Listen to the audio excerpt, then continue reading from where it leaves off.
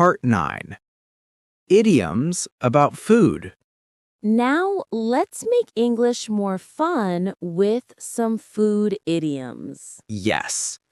First, piece of cake. It means something is very easy.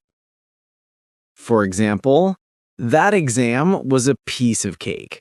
And next, spill the beans means tell a secret.